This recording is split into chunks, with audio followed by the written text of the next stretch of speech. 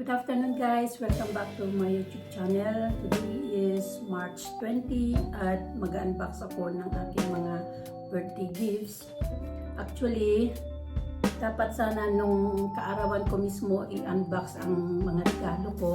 Ang kaso, ito, nung pumunta ako before ng birthday ko sa Munich, na-delay yung train ko. Kaya, nung pumunta ako dun sa LV store, sabi nila, wala, sold out na daw. So, pinacheck ko sa kanya kung meron dun sa kabila kasi bali 2 LV stores ang meron sa Munich. So, pinacheck ko dun sa sales lady kung meron dun sa kabila. Chinek niya, tapos sabi niya meron, last na lang daw, item. So, nagmadali ako. Naglakad ako kasi hindi na ako nakatrain kasi malapit lang naman. Ang kaso, sa dami ng tao, kaya na-delay. Hindi naman na-delay. Pagpasok ko doon, yung 13 agad ako kasi wala masyadong tao ng araw na yan kasi Thursday yun. Tapos, yung sales lady, hanap siya ng hanap. Hindi niya mahanap yung last item. Tapos, pumunta siya sa basement. Meron din kasi sa basement doon sa sa store na yun. Kasi malaki yun, bali 3 levels yata. So, pumunta siya sa basement, kaiikot niya, pumunta siya ng basement kasi nagtanong dun sa mga sales ladies niya kung meron silang nakita na yung item na yun. So, pumunta siya sa basement, apalakilin. Tapos, meron na palang isang customer na nagsusukat dito sa item na to. Tapos, yung nagsusukat na lady, nag-decide na siya na kukunin niya. So, bumalik sa akin yung sales lady, ang sabi niya sa akin, nabenta na daw. So, ang ginawa ko, naglakad ako uli, bumalik ako dun sa first store na pinuntahan ko sa Oberpollinger kasi doon, mas halos to medyo malapit sa kung saan ako bababa ng train, medyo malapit, walking distance lang. Tapos, sabi ko dun sa sales lady, yung nag-entertain sa akin nang pumunta ko doon, sabi niya, oo, pwede kong i-order, sabi niya, pero it takes 3 days bago dumating dito sa store. Okay lang, sabi ko, balikan ko na lang sa next week, sabi ko. Dapat na 2 weeks, sabi ko, kasi nga, itong week na to, busy ako dahil dami akong mga doctor's appointments, tapos may pupuntahan akong birthday party, tapos nagpa-manicure ako, tapos bukas magpagupit ako ng buhok. So, ganun ang nangyari. So, nag-order na lang ako, tapos kinuha ko kahapon Thursday, March 19. So, pumunta ako dun kahapon. Kaya ngayon araw ko lang siya i-unbox. Dahil kahapon, pagdating ko, late na. Tapos sabi ko ganun, bukas na lang kasi may appointment naman ako after ng appointment ko. Sabi ko, doon na lang ako mag-unbox. So, sa dami ng introduction ko, i-unbox ko na itong mga regalo ko. Sorry. Ito, bukas na pala siya. Favorite drink ko to. Kaya, bumili din ako. Buksan na lang natin. Hindi na siya dumikit, kaya nagbukas na siya. Gusto na talaga niya mabuksan siya.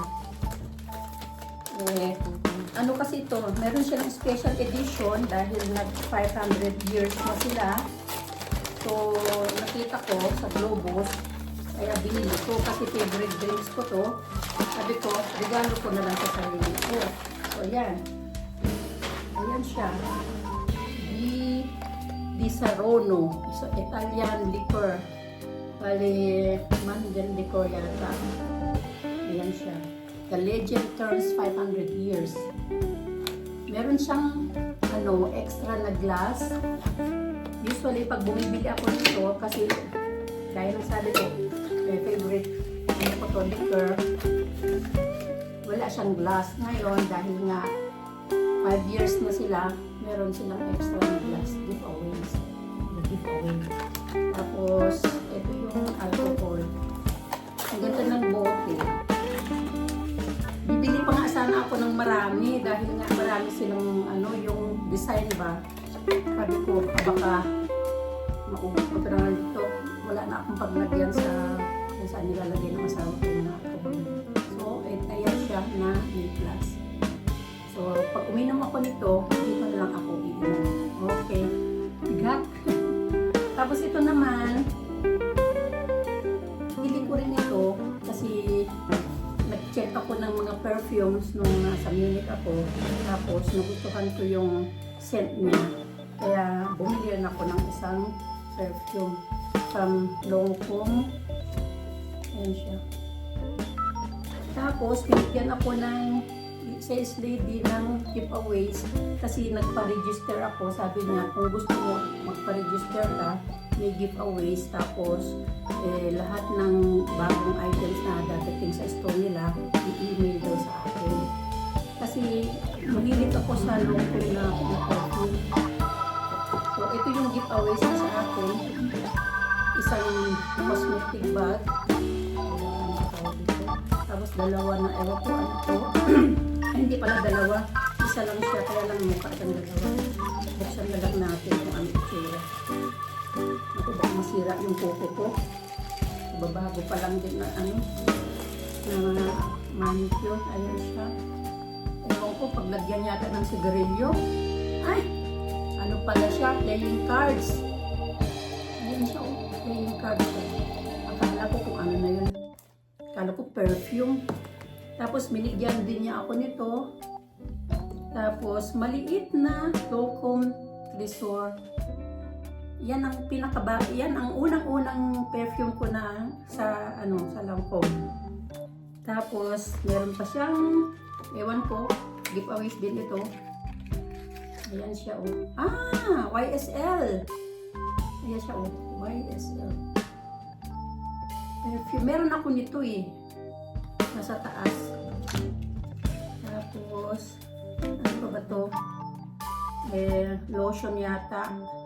Juicy Tubes lotion yata siya. Tapos, yun. Wala na. At, syempre, binigyan din niya ako ng miniature na na perfume. Ayan. So, yan lahat ang binigay niya sa akin. Buksan nga pala natin to. Hindi ko na nabuksan. Iba na yung binuksan ko. Wait lang. Okay.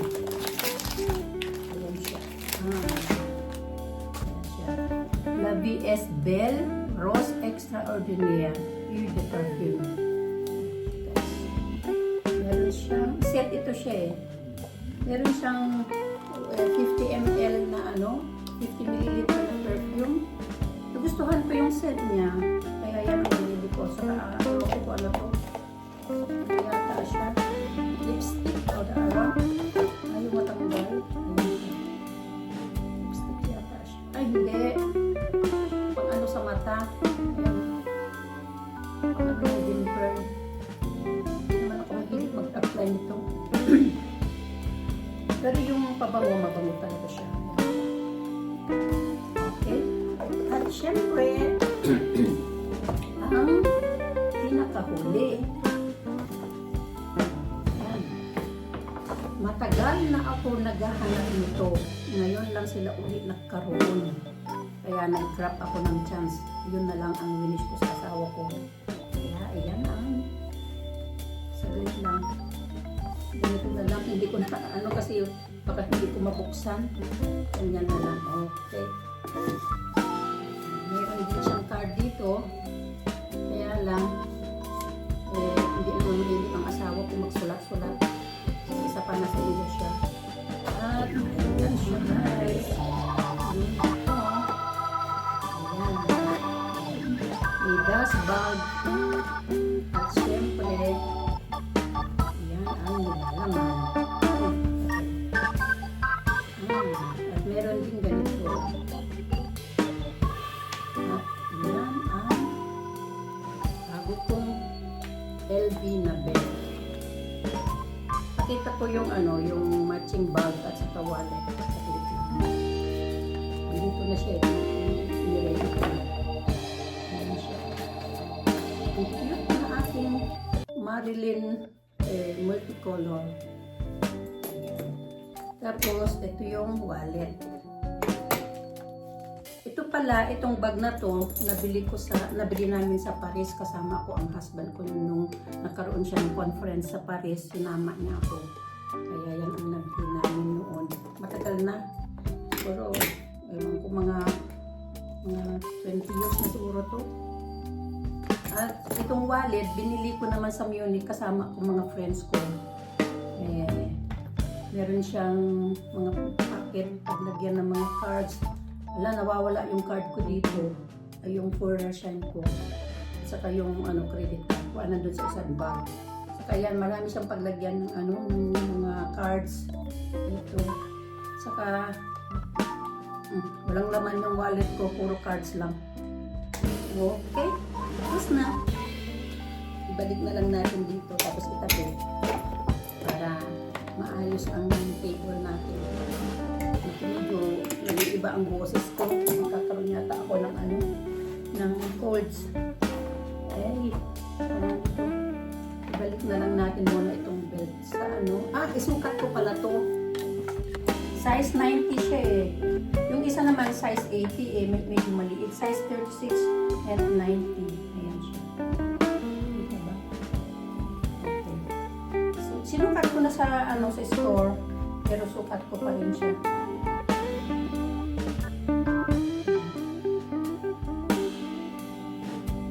Okay. Kompleto na ang multicolor ko. Nasa lang siya.